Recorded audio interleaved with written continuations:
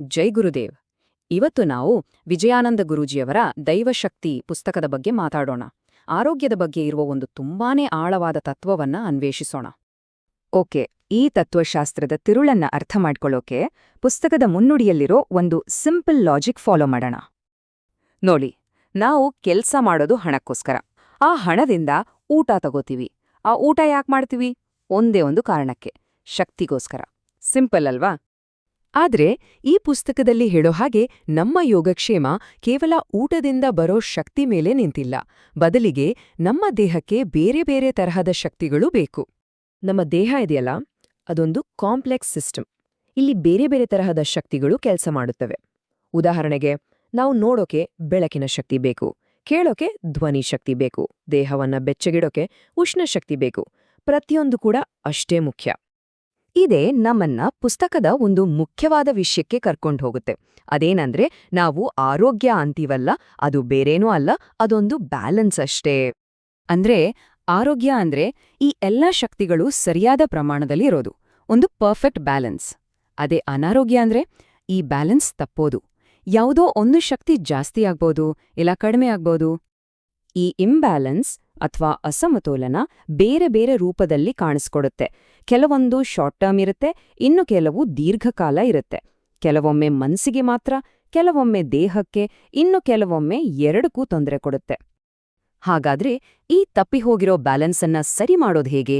ಇದಕ್ಕೇನು ದಾರಿ? ಪುಸ್ತಕದಲ್ಲಿ ಇದಕ್ಕೊಂದು ನಿರ್ದಿಷ್ಟ ವೈದ್ಯಕೀಯ ದೃಷ್ಟಿಕೋನದಿಂದ ಉತ್ತರ ಸಿಗುತ್ತೆ. ಈ ಶಕ್ತಿ ಸಮತೋಲನದ ತತ್ವವನ್ನ ಚೆನ್ನಾಗಿ ಅರ್ಥ ಮಾಡ್ಕೊಳ್ಳೋಕೆ ಹೋಮಿಯೋಪಥಿ ಬಗ್ಗೆ ಹೇಳಿರೋ ಅಧ್ಯಾಯದ ಮೇಲೆ ಫೋಕಸ್ ಮಾಡೋಣ. ಇದು ನಮ್ಮ ಯೋಚನಾ ಕ್ರಮವನ್ನೇ ಬದಲಾಯಿಸುತ್ತೆ. ಇಲ್ಲಿರೋ ಮುಖ್ಯವಾದ ತತ್ವ ಏನು ಗೊತ್ತಾ? ರೋಗವನ್ನಲ್ಲ, ರೋಗಿಯನ್ನ ಗುಣಪಡಿಸಬೇಕು ಅನ್ನೋದು.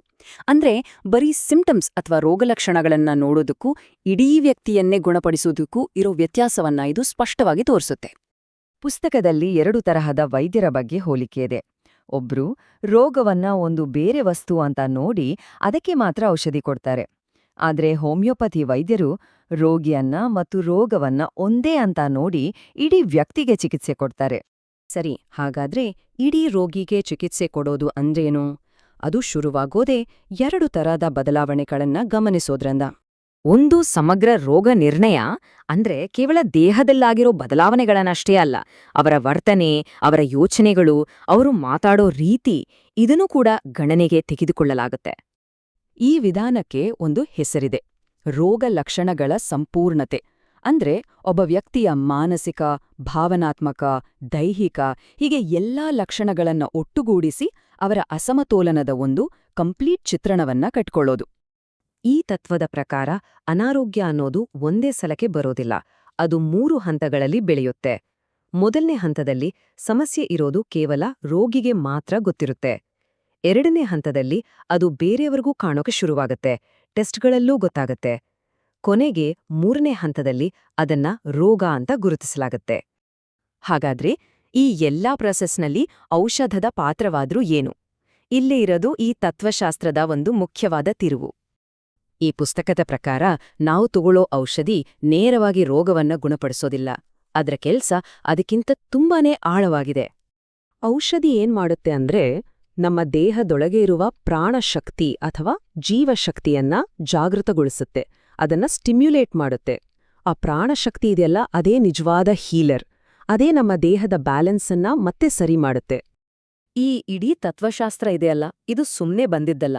ಇದರ ಹಿಂದೆ ಒಂದು ಆಳವಾದ ಆಧ್ಯಾತ್ಮಿಕ ಹಿನ್ನೆಲೆ ಇದೆ. ಅದಕ್ಕೆ ಗುರೂಜಿ ಅವರಿಗೆ ಸಿಕ್ಕಿರೋ ಈ ವೈಯಕ್ತಿಕ ಪತ್ರವೇ ಒಂದು ದೊಡ್ಡ ಸಾಕ್ಷಿ. ಕೊನೆಗೆ ಈ ಪುಸ್ತಕ ನಮ್ಗೆ ಒಂದು ತುಂಬಾನೇ ಪವರ್ಫುಲ್ ಆದ ಯೋಚನೆಯನ್ನ ಕೊಡುತ್ತೆ. ಜ್ಞಾನವನ್ನ ಕಲಿಯೋದು ಬೇರೆ, ಅದನ್ನ ಜೀವನದಲ್ಲಿ ಅಳವಡಿಸ್ಕೊಳ್ಳೋದು ಬೇರೆ. ತಿಳಿದುಕೊಳ್ಳೋದು ಮುಖ್ಯ, ಆದ್ರೆ ಅದನ್ನ ಆಚರಣೆಗೆ ತಂದಾಗ ಮಾತ್ರ ನಿಜವಾದ ಯೋಗಕ್ಷೇಮ ಸಾಧ್ಯ ಅಲ್ವಾ? ಜೈ ಗುರುದೇವ್.